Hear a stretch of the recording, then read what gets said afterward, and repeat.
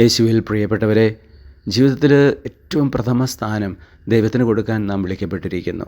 പൂർണ്ണ മനസ്സോടും പൂർണ്ണ ആത്മാവോടും പൂർണ്ണ ശക്തിയോടും കൂടെ 100% സ്നേഹവും ദൈവത്തിന് നാം കൊടുക്കേണ്ടതാണ്.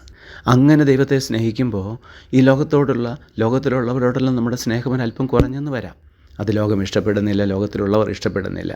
കാരണം ലോകത്തെ പൂർണ്ണമായി സ്നേഹിക്കണമെന്നാണ് ലോകം ആഗ്രഹിക്കുക. അതുകൊണ്ട് തന്നെ ലോകം നമ്മളെ ദ്വേഷിക്കും, നമ്മളെ പീഡിപ്പിക്കും.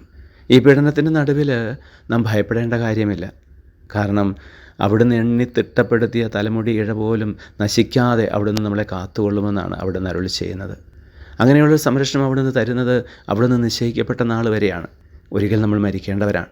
പീഡനത്തിൻ്റെ അവസാന ഘട്ടം മരണം തന്നെയാണ്.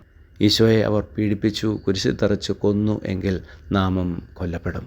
അങ്ങനെ മരിക്കുമ്പോഴാണ് അമ്മയിൽ നിന്ന് രൂപം കൊണ്ടപ്പോൾ നമുക്ക് ലഭിച്ച നമ്മുടെ ജീവൻ നമുക്ക് നഷ്ടപ്പെടുന്നത്.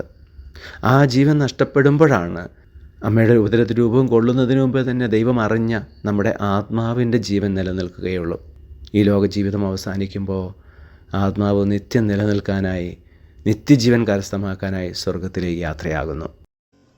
നമ്മുടെ കർത്താവ് യേശു മിശിഹായുടെ കൃപയും പിതാവായ ദൈവത്തിൻ്റെ സ്നേഹവും പരിശുദ്ധാത്മാവിൻ്റെ സഹവാസവും നാം എല്ലാവരോടും കൂടി ഉണ്ടായിരിക്കട്ടെ, ഇപ്പോഴും എപ്പോഴും എന്നേക്കും. ആമേൻ.